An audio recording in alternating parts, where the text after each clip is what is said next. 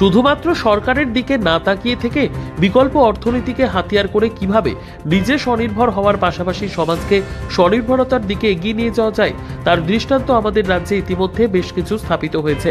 এরকমই এক দৃষ্টান্ত খোয়াই জেলার তেলিয়ামুড়া মহকুমার অন্তর্গত উত্তর কৃষ্ণপুরের রামবাবু পাড়ায়। সংশ্লিষ্ট এলাকার উদ্যমী জবাব সুবীর হালদার নিজের পৈতৃক 6 কানি জমিতে মিশ্র ফল চাষ করে বিগত প্রায় 3 থেকে 4 বছর ধরে পরিবার প্রতিপালন যেমন করছেন, এর পাশাপাশি সমাজে ইতিবাচক বার্তা তৈরি করেছেন।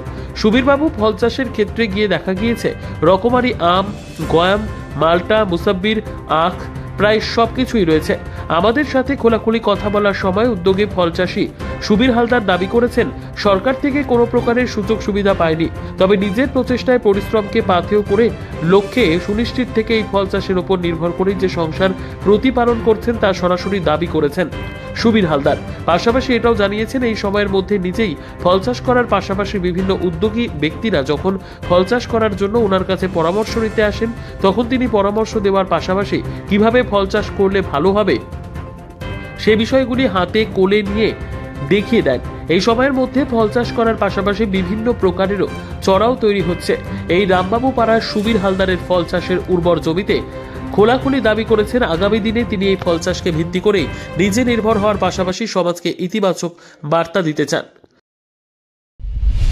ইংরেজি আপনার 19-20 থেকে আমি ফুলপুরি চাষ শুরু করি। এটা হলো উত্তর কৃষ্ণপুর রামবাবু পাড়া। তো কিভাবে হঠাৎ করে এইটার মানে উদ্যোগ হয়েছে নি? এটা ইউটিউবের মাধ্যমে দেখার পরে গিয়ে কলকাতা থেকে আমি সারা আনলাম। সারাই না কিসের সার আনছিলেন? আপেল কুলের সারা। আচ্ছা, রোপণ করলাম, ভালো একটা মুনাফা পাইলাম। এবার কন্টিনিউ এবার আজকে 4-5 বছর ধরে করতেছি ফুল চাষ। তো এর মধ্যে ওই বিভিন্ন লোকে বিভিন্ন সারাও চায়, কুলের সারাও চায়। তো এইগুলি বিভিন্ন সারাইনা লাগাইছি। এর মধ্যে ভালো একটা ফলন হয়েছে, যেমন কমলা আছে, মালটা আছে, মুসাম্বি আছে, আম আছে।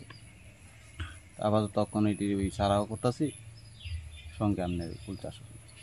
তো এই নার্সারির মধ্যে এখন কত রকমের ফল আছে এই নার্সারির মধ্যে? এখন রানিং ফল বলতে খাওয়ার উপযুক্ত প্রায় 10-12টা আছে।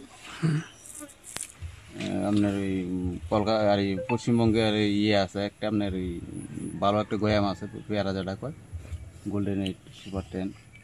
তারপর আপনার কমলা আছে, ভিয়েতনাম মালটা আছে, বাড়িওয়ান মালটা আছে, ইন্ডিয়ান মুসাম্বি আছে, ভিয়েতনাম আগ যেটা কুসার আমরা কই ওইটা আছে। আপনি কি এটার উপরে কি সংসার নির্ভরশীল? হ্যাঁ, এটার উপরে। পরিবারের মধ্যে কে কে আছে? পরিবারে তো 2 ছেলে আছে নিচে। তো এই কৃষিকাজের মধ্যে আপনি যে নার্সারি চালাইতেছেন এটা সহযোগিতা কে কে করে? না, আমি একাই করেন? একাই করি। আর মাঝে মধ্যে একজন কাজের চাপ বাড়ে তখন তো বুক নিতে হয়।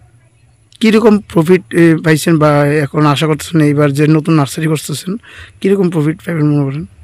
মোটামুটি 1,03,000 টাকা তো আবার ফুল বিক্রি সহ।